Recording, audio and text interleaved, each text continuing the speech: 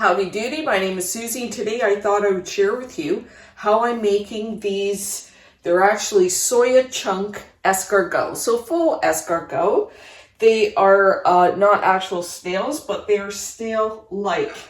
And I'm going to be using this product, which is new to me, and these are soya chunks. And soya chunks are actually really high in protein. The soya chunks are actually higher in protein than tofu or soya milk.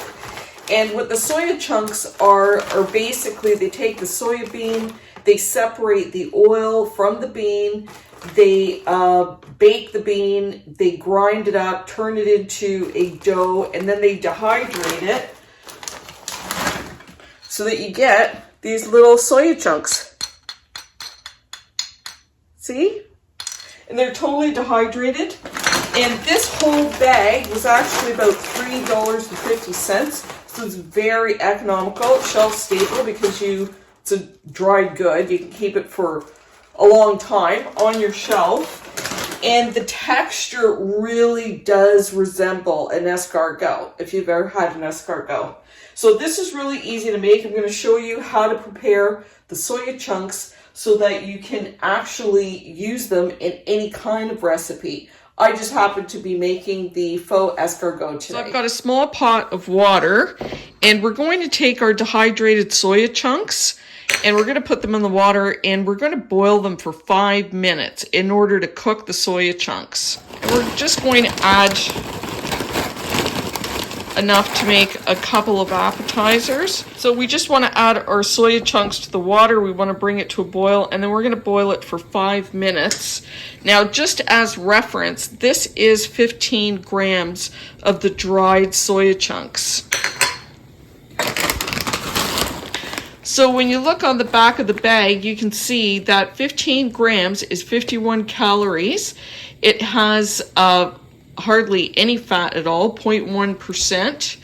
And then you can look here, as far as carbohydrates, it's got 5 grams of carbohydrates, but 2 grams of fiber, no sugar. But look at that, you've got 7.8 grams of protein. That's 15.6% of the protein that you need on an average day. It has some calcium, 5% of daily value. And then at the very bottom, you can see it has 16.7% of iron. I'm going to be using about 7 of the soya chunks, 6 or 7 soya chunks per escargot appetizer. That water is boiling. I'm just going to time it for 5 minutes. And I'm just going to give it a swirl every once in a while just to make sure that those soya chunks rotate and are fully cooked. I'm just keeping that over medium heat. And I'm just going to let it go. It's only been 4 minutes. So it's been 5 minutes. And you can see how much the soya chunks have absorbed water. Look at the difference. From dry to absorbing all that water. Now we're going to take these over. I'm just going to take this over to the sink. I'm going to strain it, and I'm going to run some cold water over it. So I'm just going to strain these, and then I'm going to rinse them under cold water.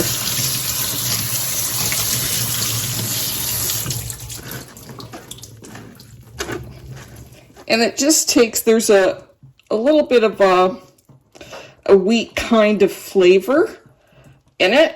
Now the next thing that we want to do is we just want to press out some of the water. You can see how much water there is in them. There we go. Now we're ready to cook. So we're just going to prepare some of the toppings. And I've got a bunch of parsley. And I've got 1 clove of garlic, which I'm just going to mince. And then I just want to chop up my parsley. And you can certainly add more or less.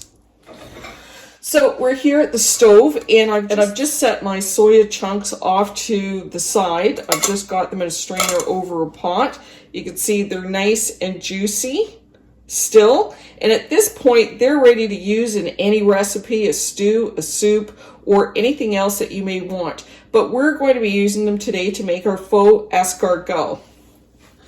So I'm going to use about 6 or 7 of these soya chunks for each appetizer. I'm just going to be making one appetizer, and then you can double, triple, quadruple the recipe.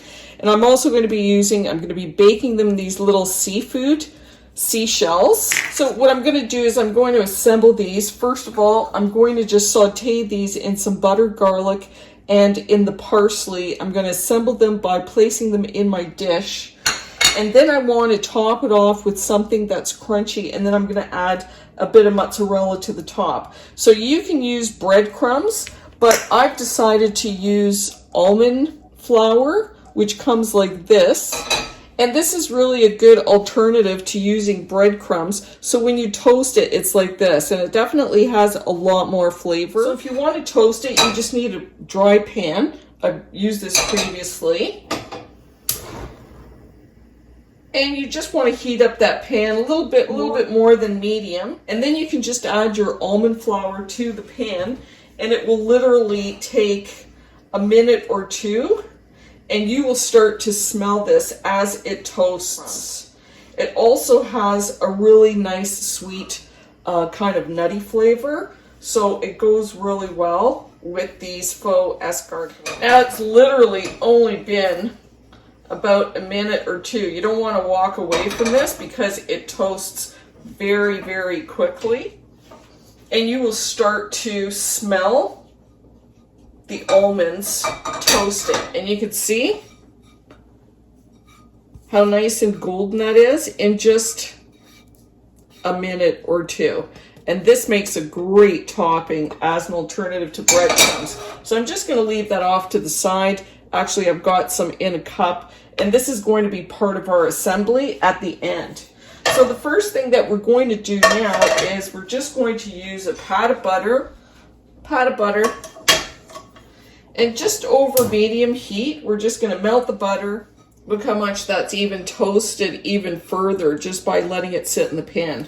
So take it off when it's blonde, and then just with the heat of the pan, it will toast and become a little bit darker. So we still have it over medium heat. You can see how the butter is just frothing. It's hot and melted. And for literally maybe a minute and a half, 2 minutes, we're just going to toast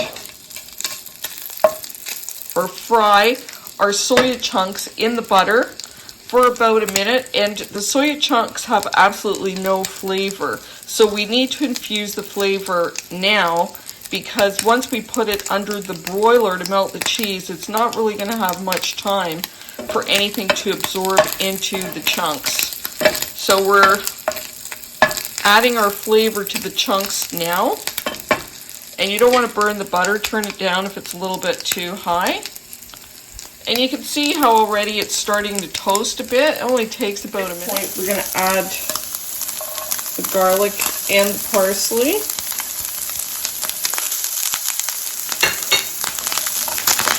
And you're just going to cook this for maybe 30 seconds, just enough to impart some of that flavor from the garlic. And this is all the cooking that we're actually doing. So this is the only opportunity we really have to infuse flavor into the soya chunks. And I'm going to add a bit of salt. Add a bit of pepper. Turn it off. And there you go. Now we're going to assemble in our little seashell, or an oven-safe small dish, but it's really cute to use the seashells. And I've just got them on a single layer, and they smell fantastic now. Now we're just going to take some of our toasted almond flour, and we're just going to create a little tiny bit of texture, but also give it a little nutty flavor. See that? And then we're just going to take a little bit of cheese, mozzarella, or this is actually Havarti. Mozzarella is nice because it gets all stringy, but any kind of cheese that melts. And there you go. So look how fantastic that is, and that's fully assembled. It's ready to go into the broiler for about 1 to 2 minutes. Don't lose sight of it because it can burn quite quickly. Now, if you're making these for a dinner party and you want them as your appetizer, then you can prepare them all in advance just like this. Leave them on your cookie sheet. They'll sit at room temperature, no problem, on the counter.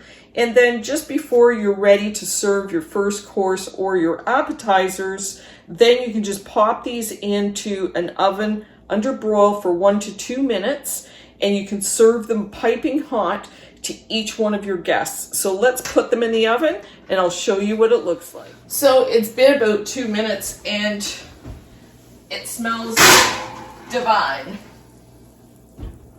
Really. Also, good idea to use some tongs because your shells will be very hot. So it only takes a minute or two under the broiler to get this beautiful little bit of golden cheese on it. And I'm just going to add a little bit of lemon. Whoa. Let's taste this.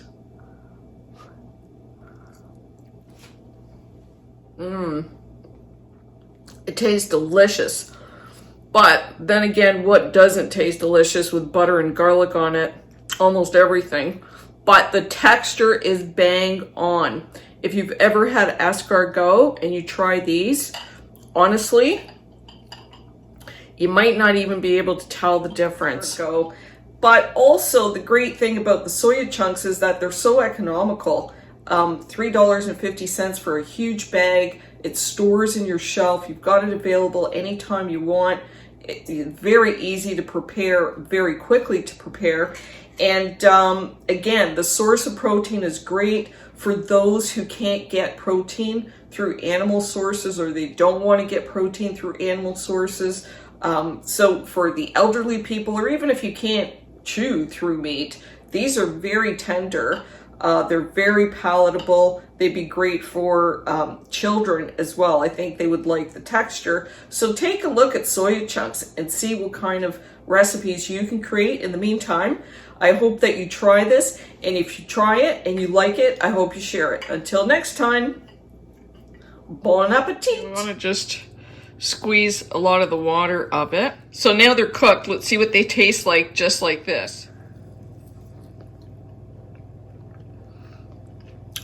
They don't have a taste. They really don't have a taste. So you definitely have to cook them with a sauce or something else in order to infuse some flavor into these guys. But the texture is really interesting because it's really quite chewy. Look at that. Try them.